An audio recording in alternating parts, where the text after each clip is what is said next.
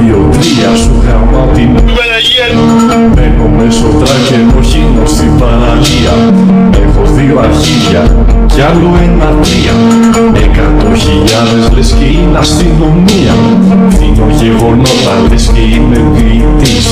Κι άμα δεν σ' αρέσει φίλε μου θα γαμηθείς. Οι τράπεζες είναι μαλάκες σαν πολιτικοί.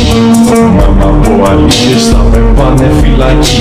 Στην Μύκονο μια μέρα που πήγα για παρτούζα. Ενώ αυτές τον έπαιρναν εγώ πάλι διψούσα. Ο φίλος μου ο Μάνος πήρε και παπούτσα. Ενώ εγώ τον έκοζα μου έκοψε τα μουσια. Σας γράφω στα αρχίδια μου μα δεν είμαι ζωγράφος. Ρε μαλακές που είστε τελείωσε ο βάθος. 2 και 2 4, 4 και 8. Δεν θα πω άλλα για να μην πολυλόγω.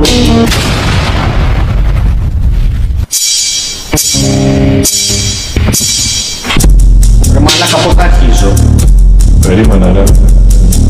Πες ρε μαλάκα. Και τώρα παίρνεις.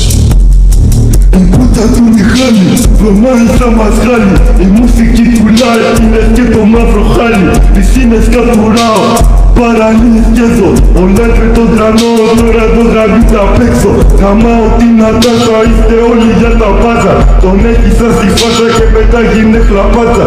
Χάσω από μπροστά μου γιατί πονάει η κοιλιά μου. Αλλού ένα βήμα για το ρουφίξει τα βιδιά μου.